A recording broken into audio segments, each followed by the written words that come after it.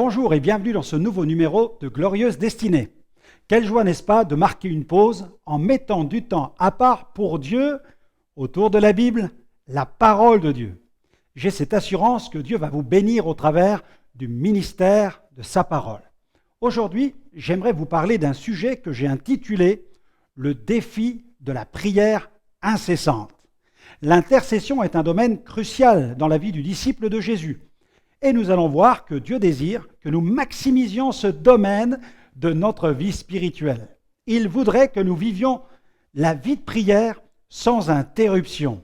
Paul parle d'une vie de prière incessante.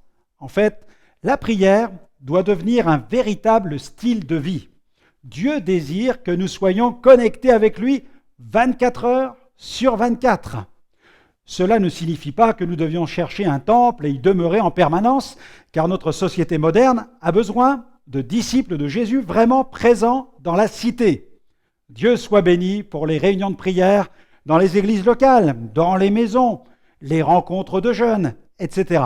Mais sommes-nous animés d'un esprit de prière? Et quels sont les freins à une véritable action de prière permanente?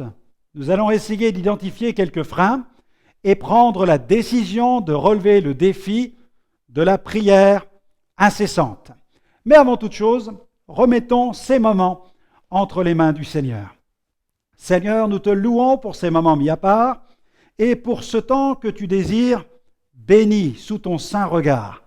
Il y a véritablement de la joie à nous tourner vers toi. Ta parole nous dit que celui qui se tourne vers toi, il est rayonnant de joie et son visage ne se couvre pas de honte. Alors il y a de la joie à nous approcher de toi et à tourner notre regard vers ta parole, la loi parfaite. Seigneur, illumine notre cœur au moyen de ta parole, afin que nous comprenions quelle est ta pensée, quelle est ta volonté, pour que notre vie de prière soit véritablement maximisée. Sois loué, Père, pour l'action du Saint-Esprit, au nom de Jésus. Amen. Amen. Gloire au Seigneur. Le défi de la prière incessante. Quel magnifique défi! Je suis sûr que ce sujet va vous intéresser. Mais avant d'entrer dans le vif du sujet d'aujourd'hui, je vous propose d'élever votre âme, de célébrer le Seigneur en écoutant Stéphane Kerry qui interprète ce chant « Entends ma prière ». Entends ma prière. On l'écoute.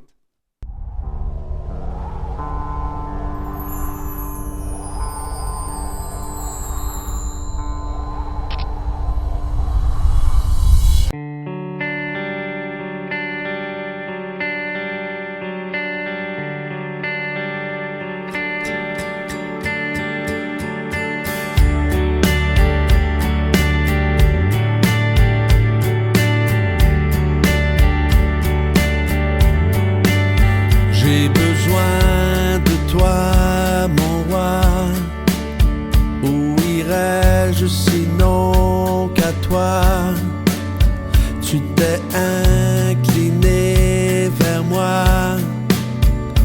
Tu as fermé mes pas. En toi je mets ma confiance. Je parle de ta constance, mon Dieu de fidélité. Je t'aime pour l'éternité. Entends ma prière, Seigneur. Tu es mon secours et mon libérateur.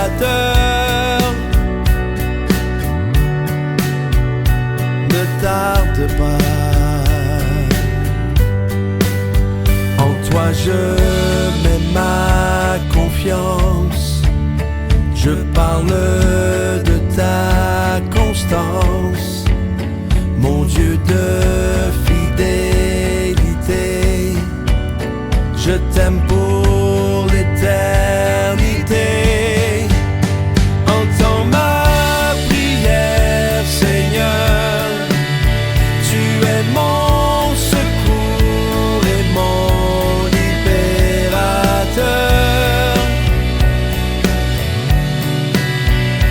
Ne tarde pas. Entends ma prière, Seigneur.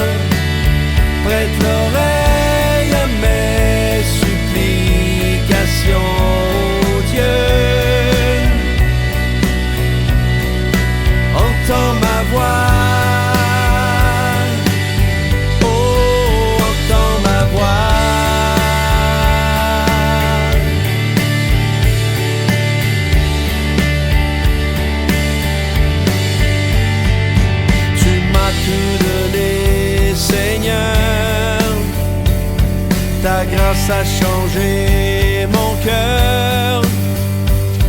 En toi je me réfugie. Tu as transformé ma vie. Entends ma prière, Seigneur. Tu es mon secours et mon libérateur. Ne tarde pas. Entends ma prière, Seigneur. Prête l'oreille à mes supplications, oh Dieu.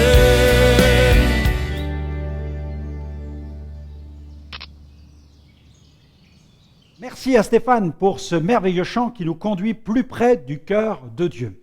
Parlons de Charles Finney. Charles Finney a déclaré ceci en évoquant la prière. Il dit « La réunion de prière est l'indice et le thermomètre exact de la piété dans une église.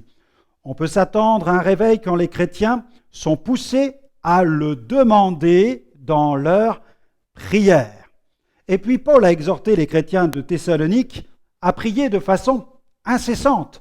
Dans 1 Thessaloniciens, chapitre 5, verset 17, il dit ceci, « Priez sans cesse. » Priez sans cesse.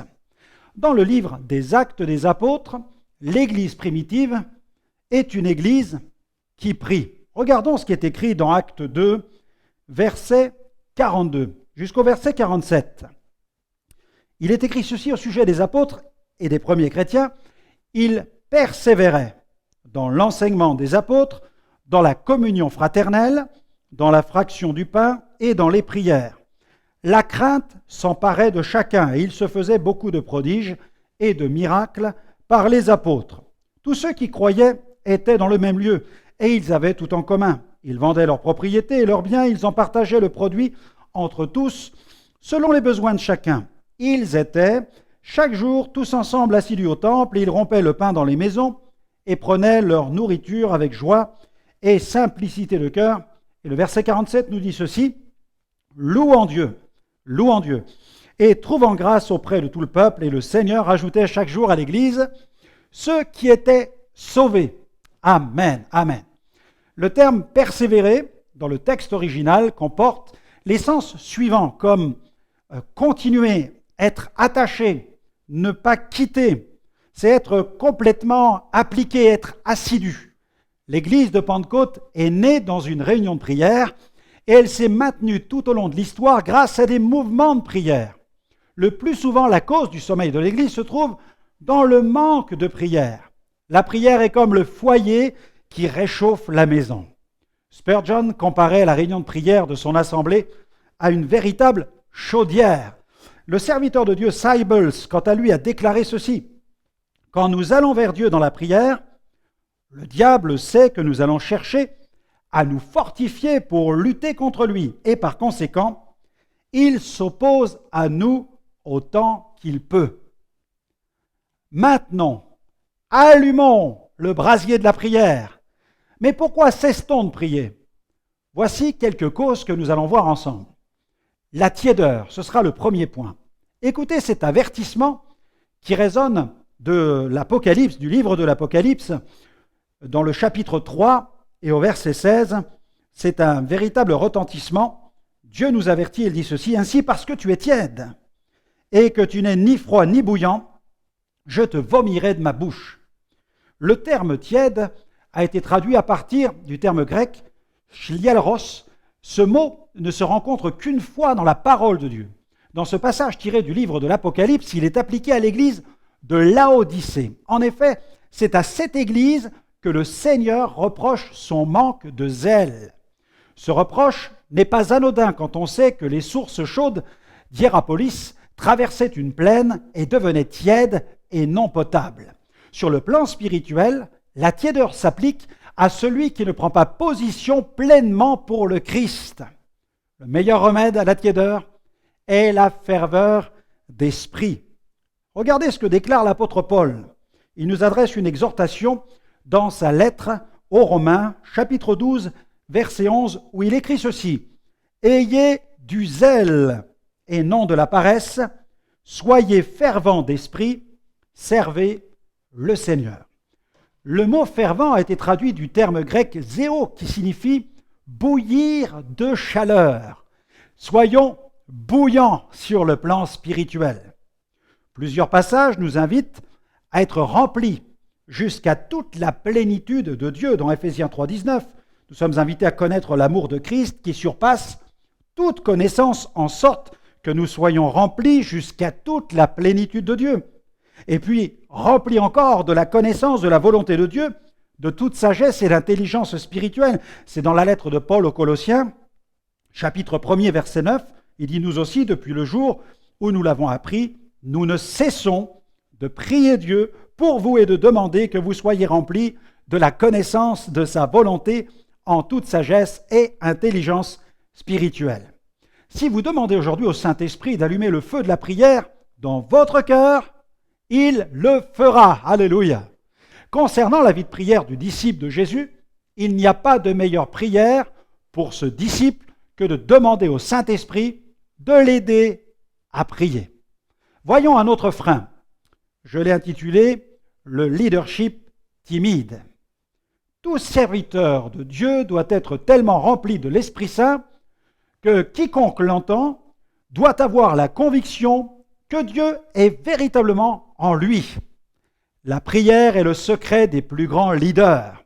Le leadership est directement lié à la prière. Tout d'abord, nous devons être bien conscients que le manque de leader est aussi lié au manque de prière. Jésus a prié pour choisir ses disciples. Dans Luc 6, verset 12, « En ce temps-là, Jésus se rendit à la montagne pour prier. Il passa toute la nuit dans la prière. » Jésus a expliqué qu'il faut prier, que le Seigneur suscite aussi de nouveaux leaders. Dans Matthieu 9, 38, « Priez donc le Seigneur de la moisson d'envoyer des ouvriers dans sa moisson. » Les leaders sont fragilisés parce qu'ils n'osent pas demander à Dieu dans la prière, tout simplement. Nous allons faire une autre lecture biblique où Paul est suffisamment humble pour reconnaître qu'il a besoin lui-même de la prière des saints. Dans Ephésiens chapitre 6, versets 18 à 20, l'apôtre nous partage ce besoin. Il dit « Faites en tout temps par l'Esprit toutes sortes de prières et de supplications. Veillez à cela avec une entière persévérance et priez pour tous les saints. » Et regardez ce qu'il ajoute. Il dit « Priez pour moi, afin qu'il me soit donné, quand j'ouvre la bouche, de faire connaître hardiment et librement le mystère de l'Évangile, pour lequel je suis ambassadeur dans les chaînes, et que j'en parle avec assurance, comme je dois en parler. Amen. Amen. » Je veux vraiment encourager les leaders qui m'écoutent à prendre en considération le caractère vital de la prière, non seulement pour leur propre ministère, mais aussi pour ceux que le Seigneur leur a confiés. Voyons un autre frein. Il est question des activités extra-église. Elles peuvent être un frein à la prière. Malheureusement, si l'enfant de Dieu trouve à s'engager de plus en plus dans des activités extra-église, il s'en suivra certainement un déclin au niveau de sa vie de prière. Non pas que ce soit interdit, mais cela ne doit pas se faire au détriment d'une vie spirituelle qui se doit d'être intense. Jésus a fixé la priorité sur le plan spirituel. Dans Matthieu 6, 33, voilà ce qu'il écrit. « Cherchez premièrement le royaume de Dieu et la justice de Dieu, et toutes choses vous seront données par-dessus. » Aux yeux de Paul, la prière et la consécration étaient des impératifs. Dans sa lettre au jeune serviteur Timothée, dans la première, chapitre 2, verset 1er, il dit « J'exhorte donc avant toute chose à faire des prières, des supplications, des requêtes, des actions de grâce pour tous les hommes. » Et dans Romains 12, verset 1er, « Je vous exhorte donc, frères, par les compassions de Dieu, à offrir vos corps comme un sacrifice vivant, saint, agréable à Dieu, ce qui sera de votre part un culte raisonnable. » Si les activités extra-église ont pris le dessus sur votre vie de prière personnelle et votre vie de prière avec la communauté chrétienne à laquelle vous appartenez, alors il vous faut faire le ménage tout simplement dans votre agenda. Fixez-vous tout à nouveau des priorités. notez-les et faites le tri. Procédez par ordre d'importance, tout simplement. Faites-le dès aujourd'hui. Allez, on continue. Il y a aussi les mauvaises priorités. Dans certaines assemblées, dramatiquement, la prière n'est plus considérée comme un organe vital de la vie du chrétien ou de la communauté elle-même. Oswald Smith cherche à attirer notre attention vers cette arme qu'est l'intercession quand il dit ceci. Dans ce XXe siècle, nous nous détournons de plus en plus de l'arme que Dieu nous a désignée par excellence, la prière d'intercession, en adoptant à la place de simples moyens naturels en vue d'accomplir son œuvre. Où que nous regardions, il se produit la même chose tant dans l'évangélisation que dans le travail ordinaire de l'Église. La prière d'intercession a été rangée dans le placard. Dieu perd de son identité, de sa nature, de ses attributs dans le cœur du chrétien. Quand on perd le feu de la prière, on perd la vision de Dieu, la vision de sa nature, la vision de ses attributs. Malheureusement, les programmes prennent de plus en plus le pas sur la recherche de Dieu. Jésus a pourtant dit ceci. Dans Jean chapitre 15, verset 5, il dit « Je suis le cep, vous êtes les sarments. Celui qui demeure en moi et en qui je demeure porte beaucoup de fruits, car sans moi, vous ne pouvez rien faire. » Souvenons-nous de ce que le psalmiste a déclaré dans le psaume 127, verset 1er. « Si l'Éternel ne bâtit la maison, ceux qui la bâtissent travaillent en vain, et si l'Éternel ne garde la ville, celui qui la garde veille en vain. » Lincoln fut un leader, un chef d'État qui avait conscience de l'importance de la prière. Il dit ceci, « Je me suis souvent senti poussé à me mettre à genoux avec la ferme conviction que c'était pour moi la seule solution possible. Ma propre sagesse, ainsi que celle de ceux qui m'entourent, ne pouvant résoudre mon problème. » Posons-nous la question, quelle place Dieu occupe-t-il réellement dans notre vie? Par rapport à nos occupations, nos hobbies, nos divertissements, les programmes télévisés, le temps passé sur Internet, que reste-t-il comme place à Dieu? Regardez ce sondage paru dans le journal L'Express en mai 2014. Il nous informe de ceci. Cette année, les Français ont moins regardé la télévision par rapport à 2012 et 2013, soit 3h45 par jour et par personne. Mais cette baisse a une explication, la présence sur Internet. La France compte plus de 43 millions d'internautes qui passeraient de plus en plus de temps devant leur ordinateur. 1h50 en 1998 et 2h16 en 2010, d'après l'INSEE, soit une augmentation de 24% en 12 ans dans la durée moyenne que passent les utilisateurs devant leur écran. Visiblement, donc la télé et l'ordinateur occupent une place énorme dans notre vie quotidienne, surtout si vous cumulez la télé et le web. Et là, j'ai une autre statistique qui m'apprend que nous passons plus de 4 heures par jour sur Internet en 2015. Donc les statistiques explosent. Et quelle est la place que nous accordons à Dieu et à la lecture de sa parole? Je pose la question. Et attention, le surf sur des sites chrétiens, surfer sur des sites chrétiens, l'écoute d'enseignements bibliques sur le web ne peuvent remplacer notre connexion personnelle et intime avec le Seigneur et notre vie avec une communauté chrétienne. Ne nous trompons pas. Dieu nous veut dans un cœur à cœur avec lui au quotidien, dans la prière et au travers de la réunion vécue au sein d'une assemblée. Voyons un autre blocage. C'est le 5e, il s'agit du péché. Le péché. Nos fautes nous ferment le ciel. Elles nous ferment le ciel et seul un retour à Dieu dans la repentance pourra briser la chape de plomb de ce ciel d'airain. Le péché attriste toujours plus le Saint-Esprit et il place l'enfant de Dieu dans un état d'échec sur le plan spirituel. C'est avec raison que le prophète Ésaïe écrit ceci, dans Ésaïe chapitre 59, versets 1 à 2. « Non, la main de l'Éternel n'est pas trop courte pour sauver, ni son oreille trop dure pour entendre, mais ce sont vos crimes qui mettent une séparation entre vous et votre Dieu. Ce sont vos péchés qui vous cachent sa face et l'empêchent de vous écouter.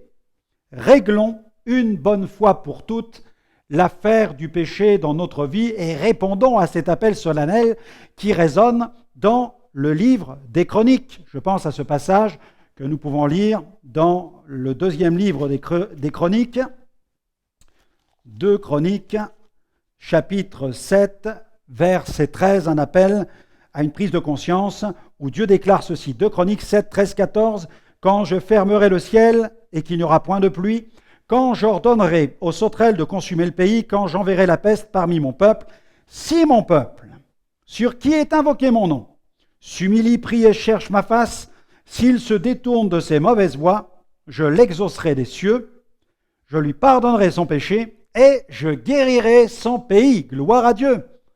Le remède au péché se trouve dans la repentance, dans la confession et l'abandon radical des péchés.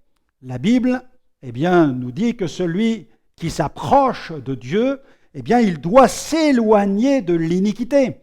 C'est le seul chemin pour obtenir la faveur de Dieu sur sa vie et assister à l'exaucement de ses prières. Il y a aussi un autre frein, c'est la méconnaissance des bienfaits de la prière. Le manque de pratique, de discipline au niveau de la prière rend le chrétien pauvre et ignorant des bénédictions qui découlent de cette discipline spirituelle. En ne priant pas quotidiennement, l'enfant de Dieu se prive de bénédictions, de privilèges, que je qualifie de privilèges spirituels. Le psalmiste a déclaré ceci dans le psaume 73, verset 28, il dit « Pour moi, m'approcher de Dieu, c'est mon bien, je place mon refuge dans le Seigneur, l'Éternel, afin de raconter toutes tes œuvres. » Un grand ami qui venait d'expérimenter un exaucement après un long effort de prière m'expliqua au cours d'une discussion comment le Seigneur l'avait encouragé en lui donnant une fraîche révélation au sujet de l'importance de persévérer dans la prière. Et dans cette vision, Dieu lui a montré que les prières de tous ceux qui intercédaient pour lui avaient été entendues au ciel et qu'elles avaient été comme déversées dans une immense coupe. Il m'expliqua aussi que le fait de prier de façon incessante remplit cette coupe et que lorsque le cœur de Dieu est satisfait par ses prières, alors la coupe déborde. C'est alors que Dieu exauce. Quelle belle image! Elle doit nous encourager à persévérer et à ne pas nous relâcher. Voyons un autre frein à la prière qui empêche que la prière soit incessante. Je pense à la fatigue. La fatigue est souvent l'argument avancé chez ceux qui ne veulent pas prier. Ils ignorent certainement que Dieu renouvelle physiquement et spirituellement dans les moments de prière intense. La Bible proclame que Dieu est celui qui peut nous fortifier. Dans le psaume 84, verset 8, leur force, c'est-à-dire celle des justes, elle augmente pendant la marche et ils se présentent devant Dieu à Sion. Psaume 103, verset 5, celui qui rassasie de bien ta vieillesse, qui te fait rajeunir comme l'aigle, c'est Dieu, c'est lui. Paul l'a expérimenté lui-même personnellement et il a proclamé dans Philippiens 4, 13, « Je puis tout par celui qui me fortifie ». Et le serviteur de Dieu, Alan Redbath, a déclaré « La plupart du temps, nous nous contentons dans nos prières de demander à Dieu de bénir les malades et de nous aider dans notre vie quotidienne.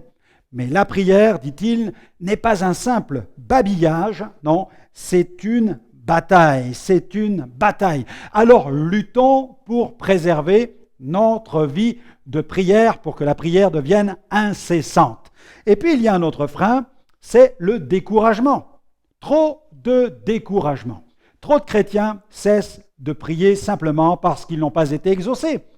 Et certains d'entre eux ignorent que l'on prie non pour être exaucé, mais parce que l'on cherche à être en communion avec Dieu, notre Père céleste.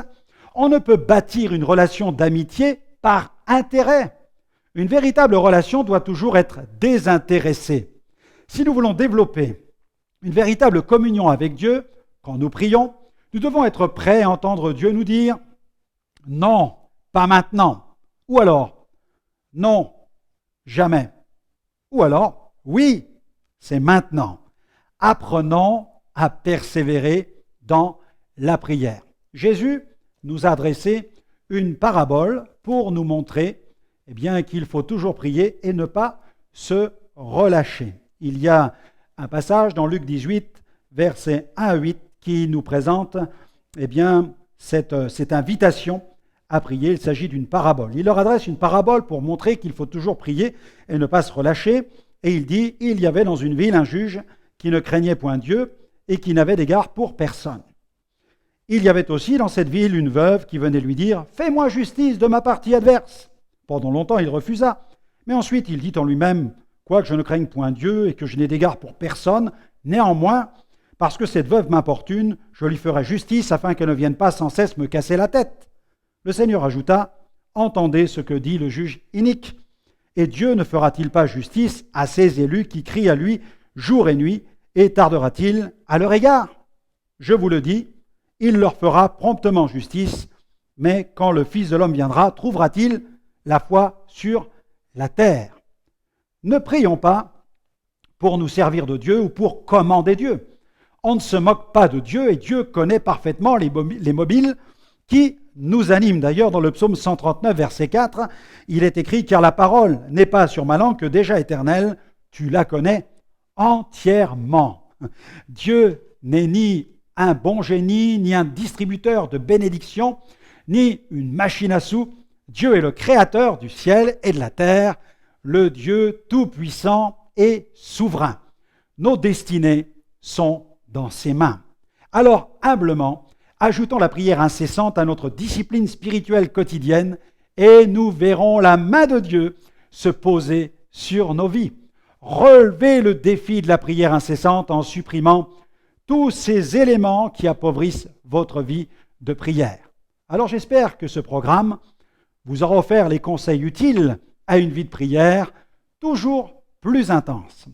Pour accéder à de nombreuses ressources, des ressources spirituelles, je vous invite à visiter notre site internet www.gospelvision-international.com.